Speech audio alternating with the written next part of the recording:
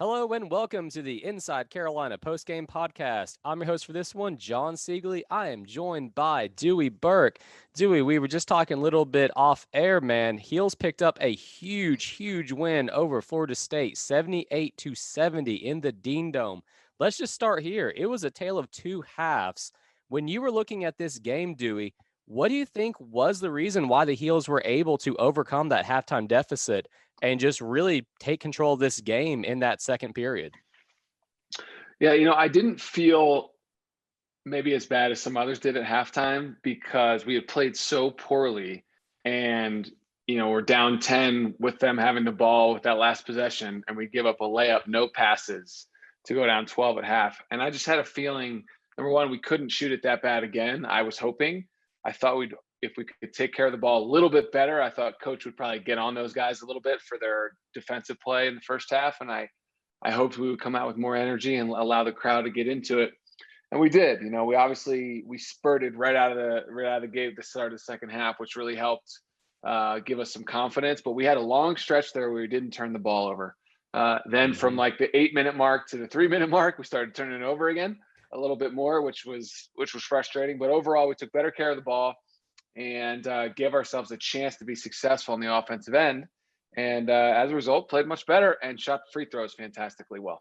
Yeah, free throws was a huge positive to see in this game. And I thought that the Heels really ratcheted up on the defense intensity as well. I mean, they really limited Florida State to the easy baskets that they were getting in the first half. Did you see anything really different in that second half, Dewey? Or was it just the guys executing the system and sticking with their assignments? Yeah, I thought our communication was better and just effort level, right? I mean, there's a little more enthusiasm. We played in that second half a lot more like we played against Louisville and not at all like we played against Marquette. So these guys, for whatever reason, they have varying levels of emotion, which is not what you necessarily would want to see. You'd want guys to always be into it mentally and be bringing it with enthusiasm, but we didn't have that in the first half, and we had it much better in the second. So it wasn't anything crazy. I don't think it was some big adjustment. I think coach probably talked to him specifically about taking better care of the ball. Let's get shots. Yeah. Just getting shots is such a huge advantage for us because we're great on the glass. And we were fortunate to make our free throws a lot better, especially I think we made 18 to finish the game straight. But it was our effort and enthusiasm that I thought really carried us in the second half. And as we said, took care of the ball. And they really got out and tried to run more in the second half. And a big part of that was Walker Kessler, who had a couple big-time transition plays. Let's start talking about some individual players, and I want to start with him. I mean, he finished with 20 points. I mean, just a big-time outing for the freshman big man who has really come on later on in the year. What are you kind of seeing from him in these games as why he is really starting to put points on the board and be a force? Yeah, the biggest thing, and I mentioned this in the mailbag that I do with Ross, I think the game has slowed down for Walker. He's been able to keep his pace relative to ACC play, and whether that's a combination of practicing against Dayron and Garrison and Mondo every day and getting game minutes, but he's been able to raise his level so that he can just stay with the speed of the game. He always had plenty of skill. He seemed to be lacking some strength early on, but to me, he was always a step slow, and he's caught up. He's adjusted, and so I don't think that was necessarily an effort thing.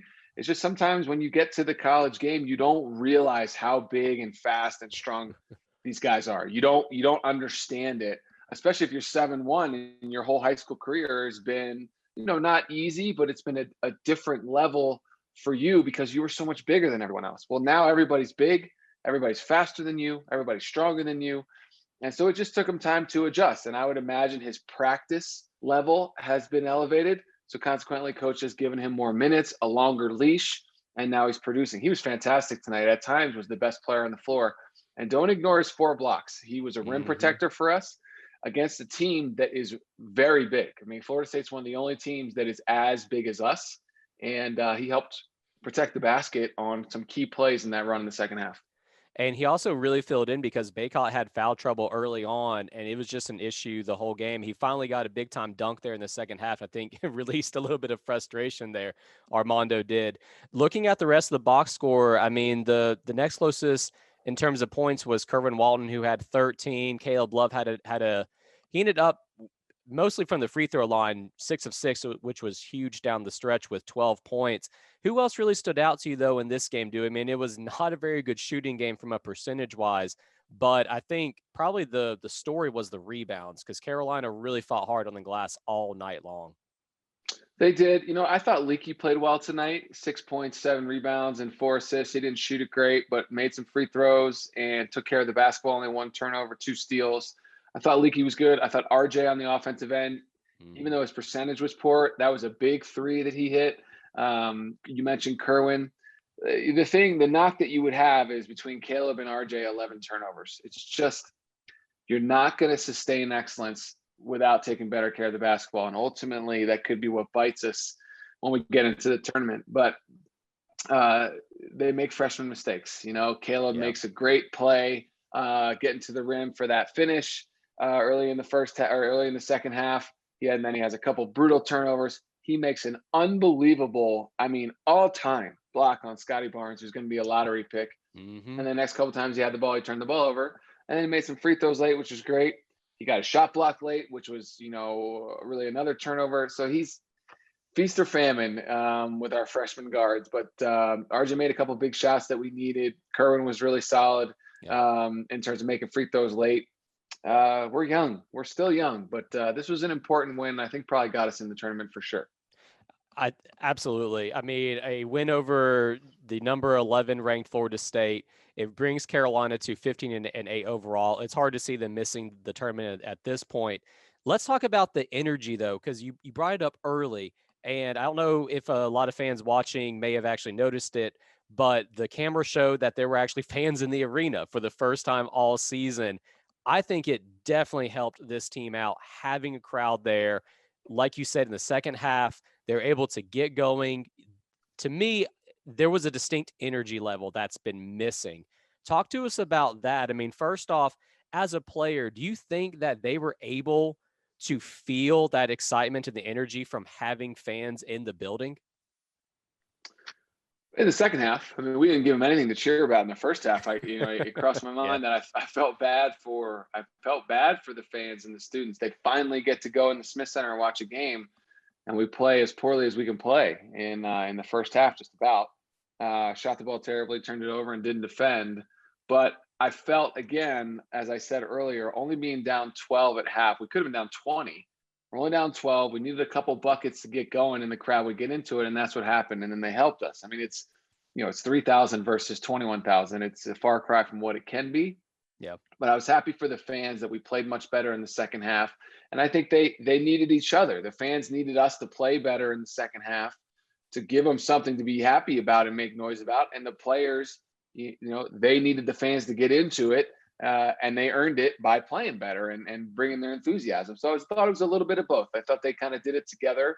And when we cut that lead down to single digits and then tied it and then took our first lead, then there was some home court advantage, which was great. I know it really is something where it's like you said, you're used to just 20,000 people in the D-Dome, 3,000, even though it was a much smaller crowd than what we're expecting. I think for the freshmen, it was kind of their first experience playing in front of fans. And maybe that kind of led to that poor first half in the second half. I think they did feed on it. Looking forward to the upcoming games, Dewey. Carolina plays at Syracuse versus Duke. They've been up and down, but how do you think a win over a ranked Florida State team can help them out coming into their final week of the season against two tough opponents?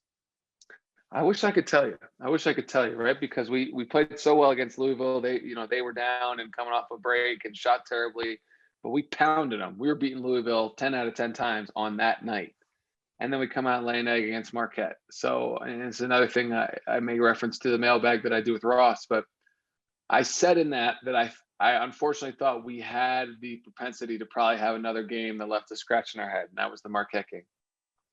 Hopefully we can learn from that and learn from the first half tonight that you cannot take, not only a game or a half, or you can't take possessions off. Yeah. You can't take possessions off against Power 5 teams, against the ACC. So we're going to go up to Syracuse, a big, cavernous, weird arena with nobody in it. It's going to be weird. So, hopefully we can bring our own enthusiasm, and we'll see. But we got to go up there and make shots. They're going to play the zone. We should kill them on the glass like we almost always do. And got to find a way to win that game, not look past it, and then come back and have fans in the home game against Duke, which will be great. Yep, it'll be a really great senior night, both for the team and for the students as well. Any final thoughts, dude, before we go ahead and wrap this one up, man? It's funny, on the message boards all year, there's been a ton of criticism of Coach Williams. And I just want to point out that whatever it is he said at halftime, we came out like a completely different team. Now, look, you can make the argument, well, what did he say halftime against Marquette? Because we didn't get any better that night. The point is, you coach the guys to the best of your ability. You give them the tools you feel like are going to help make them successful. And then the guys have to go do it. And they have to bring enthusiasm. They have to take care of the basketball. They got to be tough enough to make shots. They got to be tough enough to make free throws. And, coaches get too much blame when you lose and probably not enough credit when you win. But whatever he said at halftime, it got through to them. And they came out and gave the fans something that was deserving of being in the building, which was great to see. So it's an important win for us. I think we're in the tournament for sure. No reason we can't finish these last two games 2-0 and be riding a 3-game win streak into the conference tournament. Sounds good to me, man. All right, Dewey, we'll go ahead and wrap it up there. Have a good rest of your evening. All right, John. Thanks, brother. See you, buddy.